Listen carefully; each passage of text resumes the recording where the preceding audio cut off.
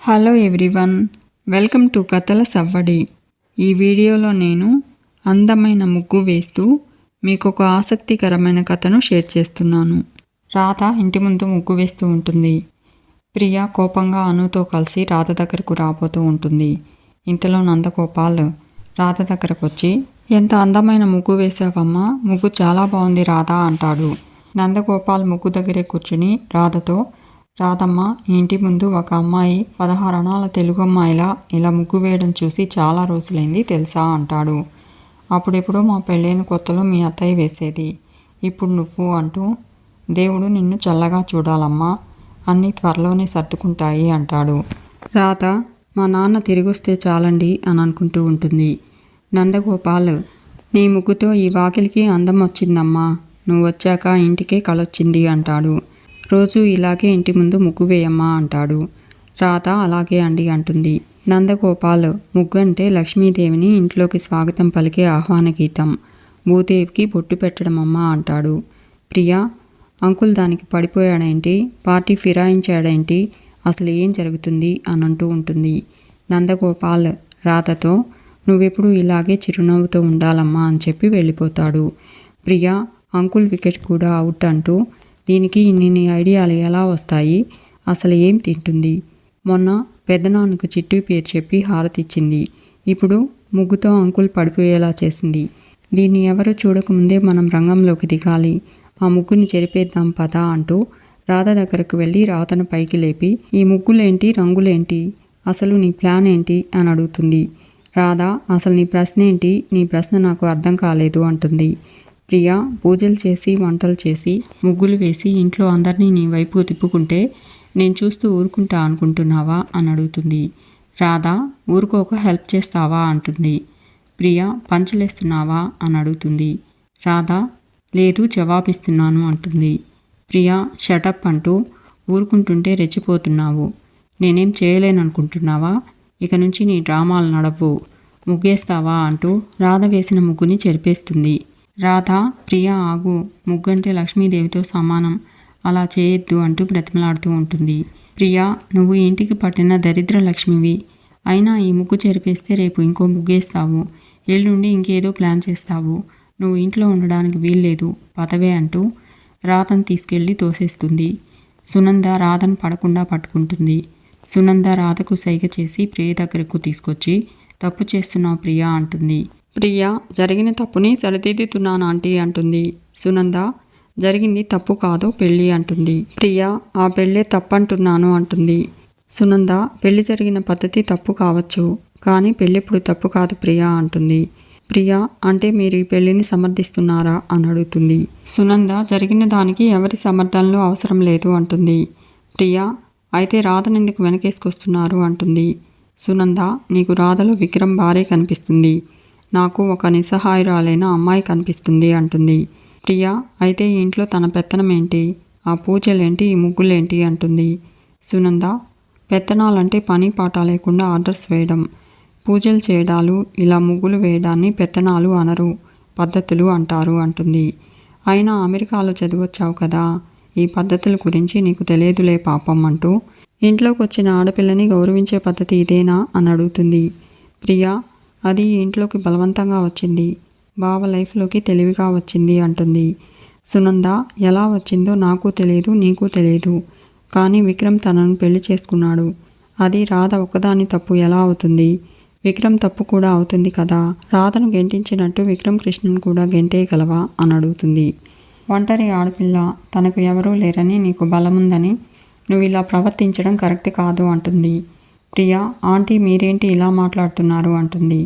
సునంద, రాధ ప్లేస్లో నువ్వున్నా ఇంకెవరున్నా నేను ఇలాగే మాట్లాడతాను, నాకు ఒక ఆడపిల్ల ఉందన్న సంగతి నేను ఎప్పుడూ మర్చిపోను, నువ్వు ఆడపిల్లవన్న సంగతి మర్చిపోతున్నావు అంటుంది. ప్రియా, అర్థమైందా ఆంటీ, మీరు దీనికి సపోర్ట్ చేస్తున్నారు కదా, చెప్తా అంటూ ప్రియ కోపంగా లోపలికి వెళ్ళిపోతుంది. ఇదంతా చూస్తూ ఉన్న రాధ సునంద పాదాలకు నమస్కారం చేస్తుంది. సునంద రాధను ప్రేమగా హక్ చేసుకుంటుంది. రాధని సునందని చూసిన విక్రమ్ కృష్ణ నందగోపాల్ కూడా హక్ చేసుకుని హ్యాపీగా ఫీల్ అవుతారు. ఇక ప్రియ దమయంతి దగ్గరకు వచ్చి జరిగిన విషయం చెప్తుంది. దమయంతి, అసలు అక్కడ నువ్వు చెప్పేది నిజంగానే జరిగిందా అని అడుగుతుంది. ప్రియా, నీ కళ్ళతో చూస్తే నీకే తెలుస్తుంది పద అంటూ దమయంతిని తనతో తీసుకొస్తూ ఉంటుంది. ఇక రాధ ఇంటి బయట కూర్చుని నందగోపాల్ సునంద తనతో ప్రేమగా మాట్లాడడం గుర్తు చేసుకుంటూ ఉంటుంది. నేను ఏమనుకుని వచ్చాను, ఇక్కడ ఏం జరుగుతుంది, నా జీవితం ఏమైపోతుంది, ఎక్కడికి వెళ్తుంది అనుకుంటూ అగ్రిమెంట్ పెళ్ళి, అబద్ధాల పెళ్ళిని ఈ ఇంట్లో వాళ్ళు నిజమని నమ్ముతున్నారు. ఈ అబద్ధాలు ఇంకా ఎన్నాళ్ళు మోయాలి? 365 రోజులు తగ్గాల్సింది పోయి నాలో భయాన్ని పెంచుతున్నాయి. ఆ విక్రమ్ కృష్ణ ఇంట్లో వాళ్ళు నన్ను ద్వేషించినప్పుడే నేను సంతోషంగా ఉన్నాను. వాళ్ళ అమ్మా నాన్న నా మీద ప్రేమ చూపిస్తుంటే నాకు చాలా భయమేస్తుంది. ఎన్నాళ్ళని మోసం చేయను, నాన్న కోసం అమ్మని మోసం చేశాను. అగ్రిమెంటే కదా అని సర్దుకుపోతూ ఉంటే ఈ తాళిపొట్టు బరువెక్కుతుంది, నన్ను ప్రతి క్షణం ప్రశ్నిస్తుంది. ఎన్ని రోజులు ఈ మోసపు నాటకాన్ని కొనసాగించాలి అని అనుకుంటూ బాధపడుతూ ఉంటుంది రాధ. విక్రమ్ కృష్ణ, దమయంతి, ప్రియా రావడం చూసి మా ఇద్దరి మధ్య నిజమైన ప్రేమ ఉందని నమ్మించాలి అనుకుంటూ రాధ దగ్గరకు పరిగెత్తుతూ వెళ్ళి రాధను చేతులతో ఎత్తుకుని రౌండ్గా తిప్పుతూ ఉంటాడు. ప్రియా కోపంగా రాధ దగ్గరకు రాబోతూ ఉంటే దమయంతి ప్రియను తనతో తీసుకెళ్తుంది. విక్రమ్ కృష్ణ రాధను కిందికి దించుతాడు. రాధ విక్రమ్ కృష్ణను పక్కకు తోసి ఏం చేస్తున్నావు అంటూ కోపడుతుంది. విక్రమ్ కృష్ణ చెప్పేది వినిపించుకోకుండా నన్నెందుకు టచ్ చేశావు, అడ్వాంటేజ్ తీసుకుంటున్నావా, ఏమనుకుంటున్నావు, ఓ మంచి మర్యాద తెలీదా, ఆ ఎత్తుకోవడాలేంటి తిప్పడాలేంటి అంటుంది. విక్రమ్ కృష్ణ, నా మాట విను రాధ, గట్టిగా మాట్లాడుకో అంటాడు. రాధ, గట్టిగానే మాట్లాడతాను. ఒక అమ్మాయికి మీరిచ్చే రెస్పెక్ట్ ఇదేనా? అయినా ఇదేం మర్యాద, ఇదేం పద్ధతి? ఇంకోసారి నా ఒంటి మీద చెయ్యేస్తే బాగోదు చెప్తున్నాను. ఇదే లాస్ట్ అండ్ ఫైనల్. ఇంకోసారి నువ్వు ఇలా టచ్ చేసావంటే ఆ క్షణమే ఇంట్లో నుంచి వెళ్ళిపోతాను అంటుంది. విక్రమ్ కృష్ణ, నేను చెప్పేది విను రాధా అంటాడు. రాధా, మిస్టర్ విక్రమ్ కృష్ణ, నేనేమి నీ పెళ్ళాన్ని అనుకుంటున్నావా? పెళ్ళాంగా నటించడానికి వచ్చాను అంతే. Stay and be in your limits అంటూ విక్రమ్ కృష్ణకు వార్నింగ్ ఇచ్చి రాధా లోపలికి వెళ్ళిపోతుంది. విక్రమ్ కృష్ణ వాళ్ళు చూస్తున్నారని వాళ్ళ ముందు యాక్ట్ చేస్తానని చెప్పాలనుకుంటే వినదే, చా మొండి మొహంది అనుకుంటాడు. ఇక ప్రియ దమయంతితో నన్ను వెళ్ళనివ్వు మామ, ఆ రాధ సంగతి బావ సంగతి తేల్చేస్తాను అంటుంది. దమయంతి, ఈ సమస్య నువ్వు తేలిస్తే తేలేది కాదు. ఒకవైపు వాళ్ళ అమ్మా నాన్నలు ఆ రాధ వైపు వెళ్ళిపోయారు. విక్రమ్ కృష్ణ ఆ రాధే లోకం అన్నట్టు ఉన్నాడు, దాని పేరే చెప్పిస్తున్నాడు. నువ్వు వెళ్ళి ఏం చేస్తావు అంటుంది. ప్రియా, నువ్వు ఏం చేయక నన్ను ఏం చేయనివ్వక వాళ్ళను అలా వదిలేద్దామా? కంపెడి పిల్లల్ని కంటుంటే వాళ్ళు ఆలనా పాలనా చూస్తూ బ్రతకాలా? నా తలరాత ఇంతే అనుకోవాలా? దాని తాళి తెంచేయాలా అనుకోవాలా? నా మెడలో ఉరితాడు వేసుకోవాలా అని అడుగుతుంది. దమయంతి, ప్రియా కట్టిన తాళి తెంచేస్తే ఈ బంధం తెగిపోదు. ఇదొక సమస్య మాత్రమే కాదు, ఈ సమస్య ఒక కుటుంబంతో ముడిపడి ఉంది. కొందరి మనసులు మారుతున్నాయి, అది ఆపాలి. తిరిగి అందరినీ మన వైపుకు తిప్పుకోవాలి. రాధను బయటకు గెంటేయడం ఒకటే కాదు, విక్రమ్ మనసులో నుంచి శాశ్వతంగా పంపాలి. నాకు ఒక అవకాశం, ఒక ఆధారం దొరకనివ్వు. ఇది 5 అడుగుల అమ్మాయి రాధను బయటకు పంపించే సమస్య మాత్రమే కాదు, కుటుంబం మొత్తాన్ని మన కంట్రోల్లోకి తెచ్చుకోవాలి. దమయంతిని తక్కువ అంచనా వేయకు. ఏం చేసినా నేనే చేస్తాను. అందరికీ సరిపోయే సమాధానాలు గట్టిగా చెప్తాను. ఇంకొకసారి నా ముందు అరవకు. ఆ విక్రమ్ కృష్ణ రాధల ప్రేమ కావ్యానికి నేనే అద్భుతమైన ముగింపు ఇస్తాను అంటుంది. ఇక సునంద హ్యాపీగా పూజ చేసి హారతిస్తూ ఉంటే నందగోపాల్ సునంద దగ్గరకు వస్తాడు. దేవుడికి నమస్కారం చేస్తూ, దేవుడా, చాలా రోజుల తర్వాత నా భార్యకు కోపం పోయి మొక్కుతూ పూజ చేసిందన్నమాట అంటాడు. సునంద, కోపం పోయిందని ఎవరన్నారు? చాలా ఉంది అంటుంది. నందగోపాల్, నీ కోడలికి సపోర్ట్ చేస్తున్నావు కదా, నేను కోపం పోయిందనే అనుకున్నాను అంటాడు. సునంద, లేదు చాలా ఉంది అంటూ హారతి పళ్ళెం నందగోపాల్కిచ్చి వెళ్ళిపోతుంది. నందగోపాల్ సునంద దగ్గరకు వెళ్ళి, ఇంకా కోపం ఎందుకు సునంద అంటాడు. సునంద, ఒక్కగానొక్క కొడుకు, వాడి పెళ్ళి నా చేతుల మీద జరగాలని, వాడి చేతులకు పారాణి దిద్దాలని అంగరంగ వైభవంగా పెళ్లి చేసి అక్షింతలు వేసి కొత్త జంటను ఇంట్లోకి తీసుకొచ్చి నా కొడుకు కోడల్ని చూసి మురిసిపోవాలని ఎన్ని కళ్ళు కన్నానో తెలుసా? అవన్నీ లేకుండానే పెళ్లి జరిగిపోయింది అంటుంది. నందగోపాల్, అయిపోయింది కదా సునంద, వదిలేయి అంటాడు. సునంద, ఆ ముచ్చటేదో నా చేతుల మీదుగా తీర్చుకోవాలని నాకు ఉంటుంది కదండి అంటుంది. నందగోపాల్, ఉంటుంది, కానీ ఏం చేస్తాను చెప్పు అంటాడు. సునంద, ఈ ఇంట్లో సత్యనారాయణ స్వామి వ్రతం జరిపిస్తాను అంటుంది. నందగోపాల్ టెన్షన్ పడుతూ, ఎవరితో జరిపిస్తావు అంటాడు. సునంద, ఇంకెవరితో, నా కొడుకు కోడలతో అంటుంది. నందగోపాల్, కొంప మునుగుతుంది కదా అంటాడు. సునంద, మునుగనివ్వండి, నాకేంటి అంటుంది. నందగోపాల్ గొడవలవుతాయి సునంద అంటాడు. సునంద వాళ్ళేమనుకుంటే నాకేంటి, నా కొడుకు నా కోడలు నా ఇష్టం, వాడిష్ట ప్రకారం పెళ్లి చేసుకున్నాడు. ఎన్ని రోజులని కోపంతో వాడిని ఆ అమ్మాయిని దూరం పెడతాము. ఎప్పుడో ఒకరోజు వాళ్ళ పెళ్లిని మనం అంగీకరించక తప్పదు కదా. అదేదో ఈ సత్యనారాయణ స్వామి వ్రతంతోనే మొదలు పెడతాము. ఈ వ్రతం జరిగితే కొత్త జంటకు చాలా మంచిది, ఈ ఇంటికి శుభం జరుగుతుంది అంటూ ఇంకేం ఆలోచించకండి, పంతులు గారిని పిలిపించండి. సత్యనారాయణ స్వామి వ్రతం జరిపిస్తున్నాము అంతే, ఆ ఏర్పాట్లు చూడండి అంటుంది. నందగోపాల్ పంతులు గారు వస్తే ఇప్పుడు ఏం జరుగుతుందో ఏంటో అనుకుంటూ పంతులు గారికి ఫోన్ చేస్తాడు. ఇక లవంగం మోనాలిసాతో కొత్త సినిమా రిలీజ్ అయింది, వస్తావా అంటాడు. మోనాలిసా నేను రానండి, అసలే ఇంట్లో ఎప్పుడు ఏం జరుగుతుందో తెలియక టెన్షన్తో చస్తున్నాను అంటుంది. లవంగం ఏం కాదు చూడు, ఇల్లంతా ఎంత ప్రశాంతంగా ఉందో, ఏ గొడవ జరగదు, అంతా సెట్ చేశా అంటాడు. మోనాలిసా సాయంత్రం వరకు ఏ గొడవ జరగకపోతే అప్పుడు ఆలోచిస్తాను అంటుంది. లవంగం ఏమీ జరగకపోతే వస్తావు కదా అంటాడు. మోనాలిసా ఆలోచిస్తాను అంటుంది. అప్పుడే పంతులు గారు ఆయా నమస్కారం అంటూ ఇంట్లోకి వస్తారు. లవంగం నమస్కారం పంతులు గారు, మీరేంటి ఇలా వచ్చారు అంటాడు. పంతులు గారు కబురు పెడితేనే కదా వచ్చింది అంటారు. లవంగం పంతులు గారిని కూర్చోమని చెప్పి వెళ్ళిపోతూ ఉన్న మోనాలిసాతో నా సినిమా మోనాలిసా అంటాడు. మోనాలిసా చెప్పాను కదా ఏమీ జరగకపోతే వస్తా అని చెప్పి వెళ్ళిపోతుంది. వసుంధర రామచంద్రయ్య హాల్లోకి వస్తారు. పంతులు గారిని చూసి వసుంధర మీరేంటి ఇలా వచ్చారు అంటుంది. పంతులు గారు అదేంటమ్మా రమ్మని కబురు పెడితేనే కదా వచ్చింది అంటారు. వసుంధర రామచంద్రయ్యతో నువ్వేమైనా కబురు పెట్టావా అని అడుగుతుంది. రామచంద్రయ్య లేదమ్మా అంటాడు. దమయంతి ప్రియ కూడా వస్తారు. దమయంతి పంతులు గారి గురించి వసుంధరని అడుగుతూ ఉంటుంది. సునంద నేనే రమ్మన్నాను అంటూ హాల్లోకి వస్తుంది. విక్రమ్ కృష్ణ రామలింగం రాధ కూడా కిందికి దిగి వస్తూ ఉంటారు. సునంద సత్యనారాయణ స్వామి వ్రతం గురించి చెప్తుంది. వసుంధర సునంద ఇలాంటి నిర్ణయం తీసుకున్నావేంటి, నాకు ఆశ్చర్యంగా ఉంది అంటుంది. సునంద పెళ్ళైన కొత్త దంపతులతో సత్యనారాయణ స్వామి వ్రతం చేయించడం ఆచారమే కానీ ఆశ్చర్యం ఏముందమ్మా అంటుంది. వసుంధర తప్పు చేస్తున్నావు అంటూ ఉంటే సునంద ఇందులో తప్పేముంది, నా కొడుకు కోసం పిలిచాను అంటుంది. వసుంధర సునందతో అందరం కలిసికట్టుగా ఈ పెళ్లిని అంగీకరించకూడదు అనుకున్నాం కదా, ప్రియ జీవితం సరిదిద్దాలనుకున్నాం కదా, మళ్ళీ ఏంటిది అని అడుగుతుంది. దమయంతి అత్తయ్య గారు ప్రియ జీవితంతో వాళ్ళకేంటి సంబంధం, ప్రియ ఏమైపోతే వాళ్ళకేంటి, ఒకసారి నీళ్ళలోకి దూకింది, రక్షించారు, ఈసారి ఎవరూ చూడకుండా ఏదో చేసుకుంటుంది, చచ్చిపోతుంది, అంతే కదా, ప్రియ ఏమైపోతే వాళ్ళకేంటి అత్తయ్య గారు అంటుంది. వసుంధర దమయంతి ఏంటా మాటలు, నేను మాట్లాడుతున్నాను కదా అంటుంది. దమయంతి ఇంకెలా మాట్లాడాలి అత్తయ్య గారు, వీళ్ళ కొడుకు వీళ్ళ కొత్త కోడలే వీళ్ళకు ముఖ్యమైపోయారు, ఇక ప్రియ ఎవరు దమయంతి ఎవరు, ఎవరు ఏమైపోతే ఎవరికేంటంట అంటుంది. సునంద అది కాదొదినా అంటూ ఉంటే దమయంతి మాట్లాడుకు సునంద అంటుంది.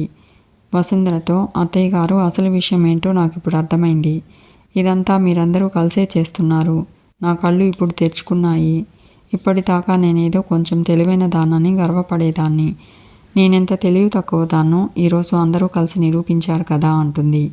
సునంద అందరం కలవడం ఏంటి అంటుంది. దమయంతి ఇంకా ఎందుకు నటిస్తావు, వాళ్ళిద్దరి పెళ్ళయ్యాక నా కూతురు ఆత్మహత్య చేసుకోబోతే మీరందరూ ఏమన్నారు, మేమున్నామమ్మా ప్రియ, ఈ పెళ్ళికి మేము ఒప్పుకోవడం లేదు, ఎలాగైనా విక్రమ్ కృష్ణతో నీ పెళ్లి జరిపిస్తామన్నారా లేదా, సర్లే చచ్చిపోతానని ఒకసారి బెదిరించింది, ఇంకొకసారి చేస్తే పీడా పోతుంది అనుకున్నారు కదా, అంతే కదా అంటుంది.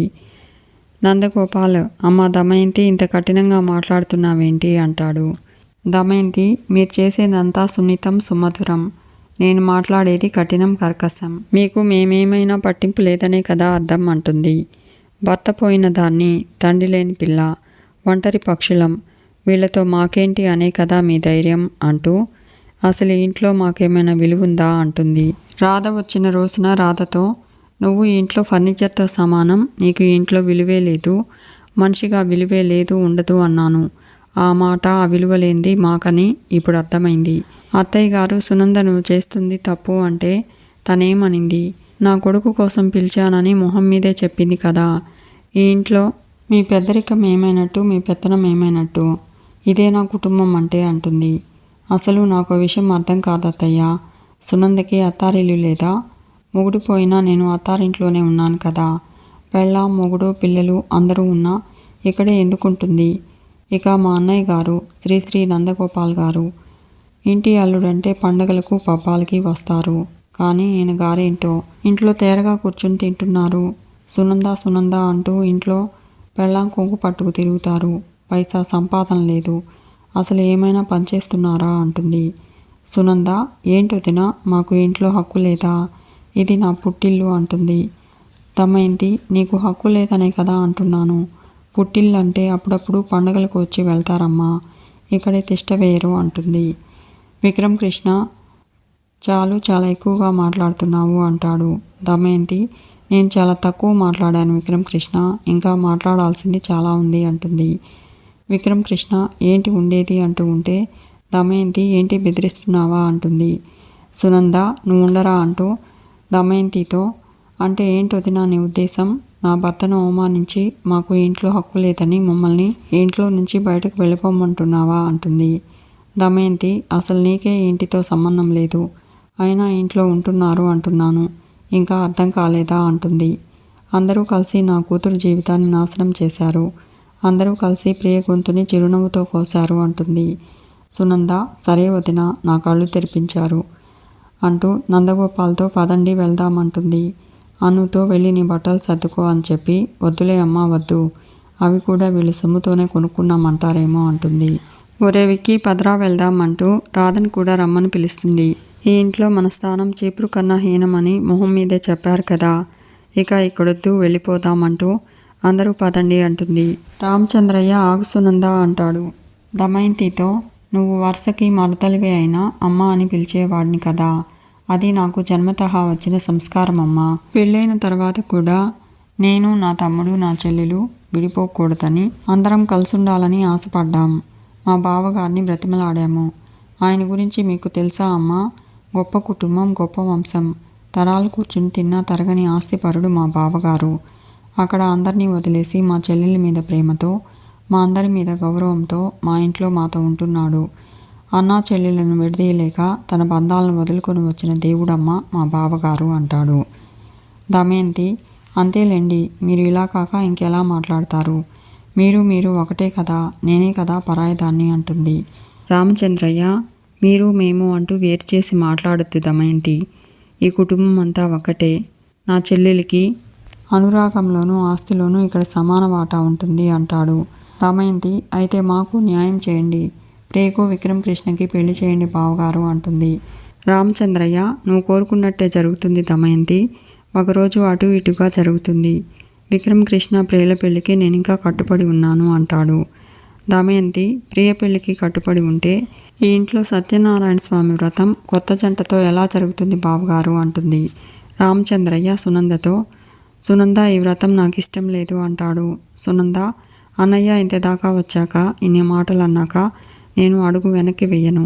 ప్రేమగా అడిగితే ప్రాణమైనా ఇచ్చేదాన్నేమో, కానీ నన్ను మా ఆయన్ని ఘోరంగా అవమానించారు. ఎదిగిన నా కొడుకు ముందు మా ఆయన ఎన్నడూ పడని మాటలు పడ్డాడు. ఈ వ్రతం నా కొడుకు, కోడలికి, నా కుటుంబానికి సంబంధించిందన్నయ్య అంటుంది. రామచంద్రయ్య, సునంద, అది వేరు ఇది వేరు, ఈ వ్రతం చేయడం నాకు ఇష్టం లేదమ్మా అంటాడు. సునంద, నాకుందన్నయ్య అంటుంది. తల్లిదండ్రులుగా మేము పెళ్ళి అలాగూ చేయలేకపోయాము, కనీసం ఈ వ్రతమైనా నా చేతుల మీదుగా చేసి మేము తృప్తి పడతామన్నయ్యా అంటుంది. వసుంధర, సునంద, మాకిష్టం లేదని అంటున్నాం కదా అంటుంది. సునంద, ఇష్టం లేనోళ్ళు కళ్ళు మూసుకోండి లేదా తలుపులు మూసుకోండి, ఈ వ్రతం మాత్రం జరిగి తీరుతుంది అంటుంది. రాధ, ఈ వ్రతం నాకు ఇష్టం లేదు అంటూ ఉంటే అందరూ రాధ వైపు చూస్తారు. సునంద, నందగోపాల్ ఎందుకు ఇష్టం లేదని అడుగుతారు. రాధ ప్రతి ప్రశ్నకి అవును కాదు అని సమాధానాలే ఒక్కొక్కసారి చెప్పాల్సి వస్తుందండి, ఎందుకు ఏంటి అని చెప్పలేము, చెప్పరాదు అని చెప్పి తన రూమ్ లోపలికి వెళ్ళిపోతుంది. రాధ వెనకే విక్రమ్ కృష్ణ వెళ్తూ ఉంటాడు. సునంద, నందగోపాల్ ఒకరి వైపు ఒకరు చూసుకుంటారు. దమయంతి నవ్వుకుంటూ ఉంటుంది. మీకు ఈ వీడియో నచ్చితే లైక్ చేయండి, షేర్ చేయండి, తప్పకుండా సబ్స్క్రైబ్ చేసుకోండి. Thanks for watching.